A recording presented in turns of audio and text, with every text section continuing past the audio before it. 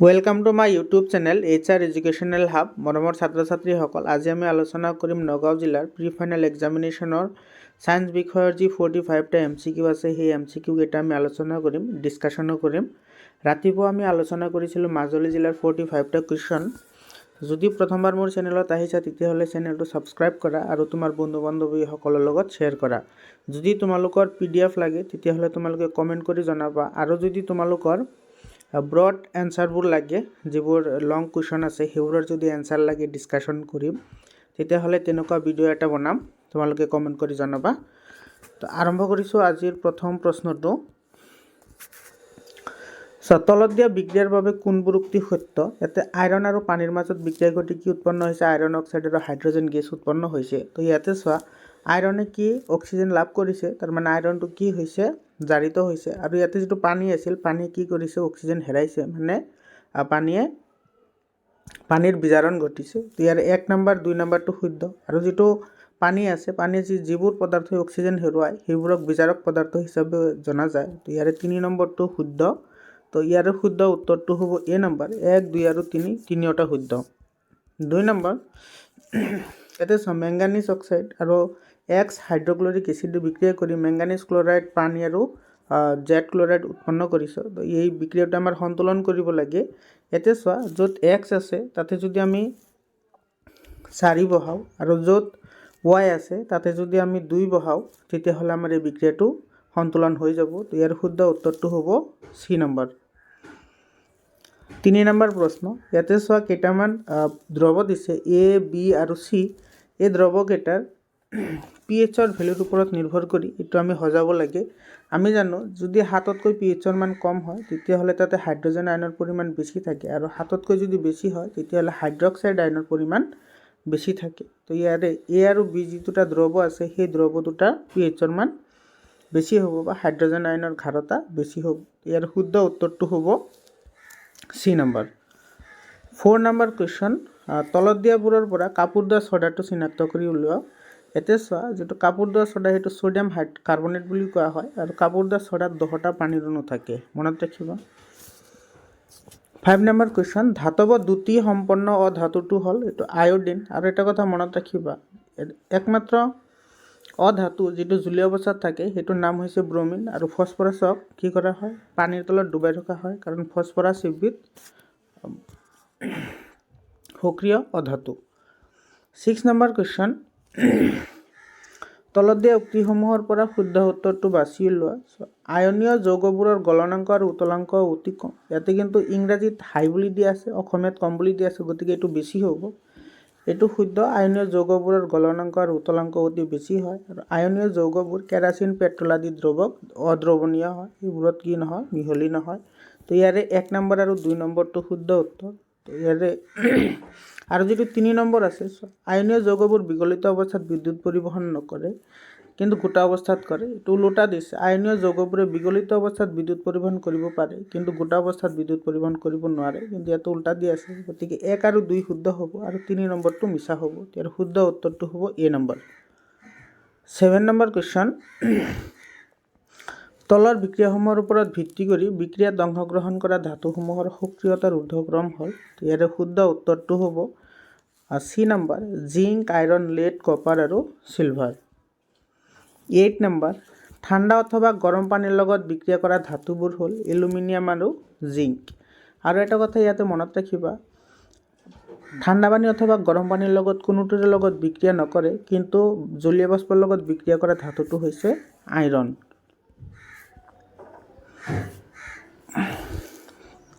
9 number question, প্ৰপানেলত থকা কাৰ্যকৰী মূলকটো হৈছে, ইয়াতে প্ৰপানেল বুলি কৈছে। এতিয়া প্ৰপানেলত থকা, প্ৰপানেল হ'লে কি হয়? এলডিহাইড হয়। তো গতিকে ইয়াৰ শুদ্ধ উত্তৰটো হ'ব C নম্বৰ। এইটো হৈছে কিটনৰ, এইটো হৈছে কাৰ্বক্সিলিক এচিডৰ, আৰু এইটো হৈছে এলকহলৰ, মনত ৰাখিবা। 10 নম্বৰ, পেণ্টেনৰ আণৱিক সংকেত হৈছে C5H10। এইটোত থকা সহযোজী বান্ধনীৰ সংখ্যা হ'ব কিমানটা? 16টা।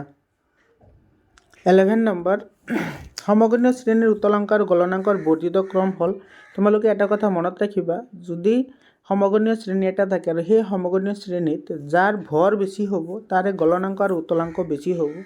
তো ভৰ কেতিয়া বেছি হ'ব? কাৰ্বন পৰমাণুৰ সংখ্যা যিমানে বেছি হ'ব ভৰৰ পৰিমাণো সিমানে বেছি হ'ব। তেতিয়া শুদ্ধ ক্ৰমটো হ'ব চি নম্বৰ। এতিয়া চোৱা, এইটো মিথানল, ইথানল, প্ৰপানল আৰু এইটো হৈছে বিউটানল। তো ইয়াতে বৰ্ধিত ক্ৰমত কাৰ্বনৰ সংখ্যা বাঢ়ি গৈছে, গতিকে ইয়াৰে উতলাংক আৰু গলনাংকও বৃদ্ধি হ'ব। 12 নম্বৰ, তলৰ কোনটো পেণ্টনৰ গঠন সমযোগী চিত্ৰ নহয়? তো এইটোও হয়, এইটোও সমযোগী চিত্ৰ হয়। চি নম্বৰ যিটো আছে এইটোও হয়, কিন্তু ডি নম্বৰটো নহয়। এটা কাৰ্বনৰ লগত কেতিয়াও এনেকৈ কাৰ্বন শৃংখল গঠিত হ'ব নোৱাৰে। 30 নম্বৰ কুৱেশ্যন, এটা মৌল X যাৰ প্ৰটনৰ সংখ্যা 13। তো প্ৰটনৰ সংখ্যা 13 কাৰ আছে? এলুমিনিয়ামৰ আছে। তো মৌল এটাত যিমানটা প্ৰটন থাকে সিমানটা ইলেক্ট্ৰন থাকে। তো এলুমিনিয়ামৰ হৈছে 13। তো এলুমিনিয়ামে কি কৰে? এলুমিনিয়ামে অক্সিজেনৰ লগত বিক্ৰিয়া কৰি কি কৰে? এলুমিনিয়াম অক্সাইড উৎপন্ন কৰে। যিটো এলুমিনিয়াম অক্সাইড এটা কি হয়? উভধৰ্মী অক্সাইড হয়। গতিকে 1 নম্বৰটো শুদ্ধ। মৌলবোৰ উভধৰ্মী অক্সাইড গঠন কৰে, এইটো শুদ্ধ। আৰু এলুমিনিয়ামৰ যোজ্যতা 3, এইটোও শুদ্ধ। আৰু এলুমিনিয়ামে যদি কোনোবা ক্লৰিনৰ লগত যদি বিক্ৰিয়া কৰে তেতিয়াহ'লে কি উৎপন্ন হ'ব?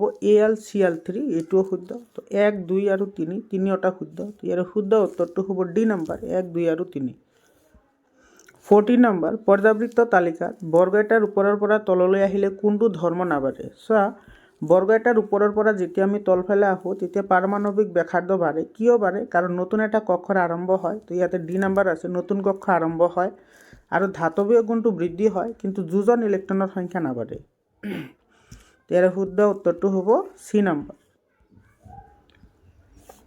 15 নম্বৰ, গিলিয়ামৰ উপৰিও আন কোনকেইটা মৌল আৱিষ্কাৰ হোৱাৰ পূৰ্বে মেণ্ডেলিভে তালিকাত ঠাই ৰাখি গৈছিল? এইটো স্কেণ্ডিয়াম আৰু জাৰ্মেনিয়াম। 16 নম্বৰ, তলৰ পত্ৰৰন্ধ্ৰৰ চিত্ৰৰ শুদ্ধ চিহ্নিত ক্ৰমটো হ'ল, এতিয়া চোৱা, যিটো 1 নম্বৰ আছে, 1 নম্বৰটো কি হয়? এইটো ৰক্ষীকোষ হয়। 2 নম্বৰটো পত্ৰৰন্ধ্ৰ হয়। আৰু যিটো 3 নম্বৰ আছে সেইটো কি হয়? ক্ল'ৰ'ফিল হয় বা ক্ল'ৰ'প্লাষ্ট হয়। তো ইয়াৰ শুদ্ধ ক্ৰমটো কোনটো হ'ব? ইয়াৰ হ'ব বি নম্বৰটো। 1 নম্বৰটো ৰক্ষীকোষ, 2 নম্বৰটো পত্ৰৰন্ধ্ৰ, 3 নম্বৰটো এপিডাৰ্মেল কোষ আৰু 4 নম্বৰটো হৈছে ক্ল'ৰ'প্লাষ্ট। গতিকে ইয়াৰ শুদ্ধ উত্তৰটো হ'ব বি নম্বৰ। 17 নম্বৰ কুৱেশ্যন, কৃত্ৰিম বৃক্ষৰ সহায়ত নাইট্ৰজেন জাতীয় উপজাত পদাৰ্থসমূহ তেজৰ পৰা বাহিৰ কৰা প্ৰক্ৰিয়াটোক কি বুলি কোৱা হয়? ডাইলাইচিছ বুলি কোৱা হয়, মনত ৰাখিবা।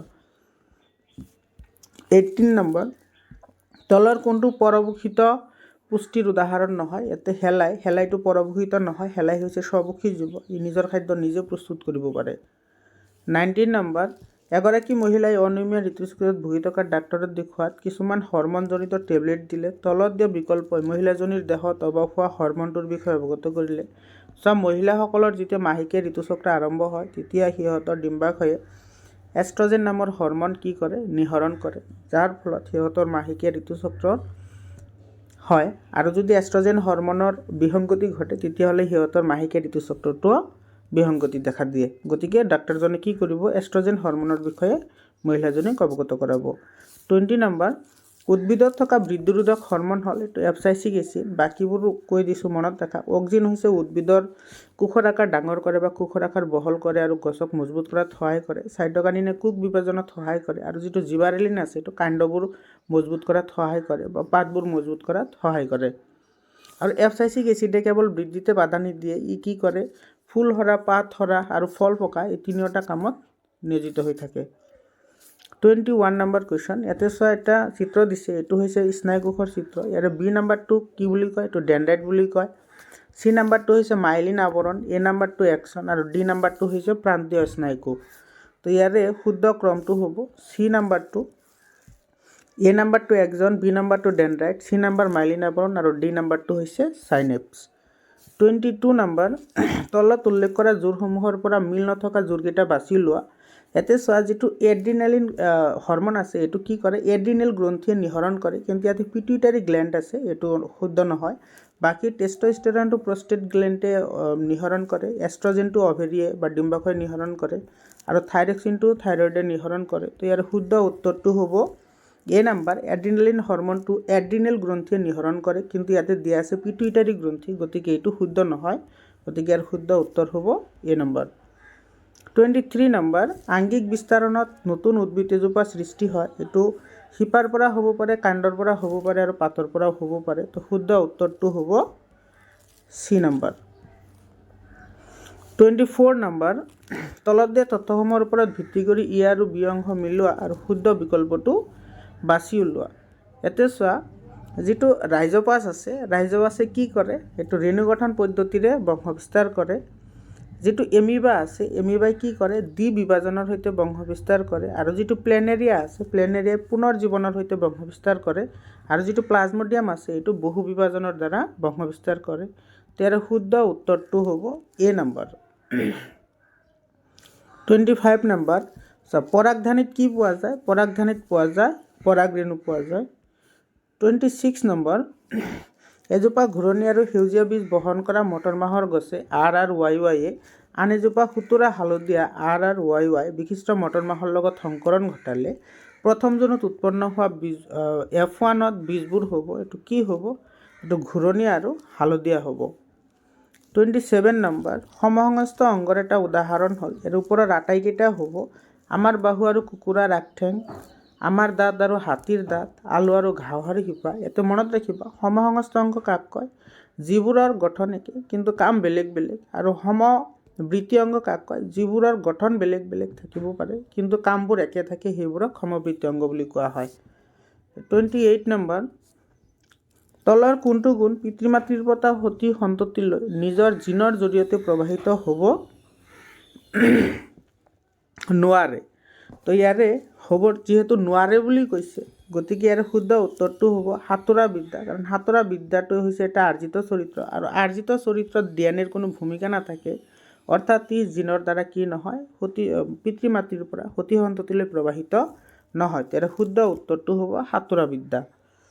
29 নম্বৰ এখন উত্তল দাপোনৰ মেৰুৰ দিশত 15 চেণ্টিমিটাৰ দূৰত্বত ৰখা লক্ষ্যবস্তু এটা আগুৱাই লৈ গ'লে গঠন হোৱা প্ৰতিবিম্বৰ প্ৰকৃতি কি হ'ব? অসৎ আৰু সংকুচিত হ'ব। 30 নম্বৰ কিছুমান মাধ্যমৰ ইয়াতে প্ৰতিহাৰণাংক দিয়া আছে। তোমালোকে জানাই, যদি মাধ্যমৰ প্ৰতিহাৰণাংক যিমানে কম হ'ব সিমানে তাৰ কি হ'ব? পোহৰৰ দ্ৰুতি সৰ্বোচ্চ হ'ব। আৰু প্ৰতিহাৰণাংক যিমানে বেছি হ'ব সিমানে পোহৰৰ দ্ৰুতি কম হ'ব। তো ইয়াতে X2 আছে, Xৰ যিটো মান সেইটো আটাইতকৈ কম আছে, গতিকে ইয়াতে পোহৰৰ দ্ৰুতি কি হ'ব? এইটো সৰ্বোচ্চ হ'ব। আৰু Zত যিহেতু পোহৰৰ দ্ৰুতি প্ৰতিহাৰণাংক আটাইতকৈ বেছি আছে, গতিকে ইয়াতে পোহৰৰ দ্ৰুতি আটাইতকৈ কম হ'ব। ইয়াৰ শুদ্ধ উত্তৰটো হ'ব এ নম্বৰ, X মেক্সিমাম আৰু W2 মিনিমাম। 31 নম্বৰ এখন উত্তল দাপোনৰ ভাঁজ ব্যাসাৰ্ধ 35 চেণ্টিমিটাৰ। তো 35ৰ হাফ কিমান হ'ব? এইটো 17.5 হ'ব, 17.5 চেণ্টিমিটাৰ। ইয়াৰ শুদ্ধ উত্তৰটো হ'ব চি নম্বৰ। 32 নম্বৰ নিয়মীয়া দৃষ্টি শব্দপ্ৰাপ্তৰ বাবে স্পষ্টকৈ দেখা ন্যূনতম দূৰত্ব কিমান? 25 চেণ্টিমিটাৰ। আৰু এটা মনত ৰাখিবা, দূৰবিন্দু কি হয়? দূৰবিন্দু অসীম হয়।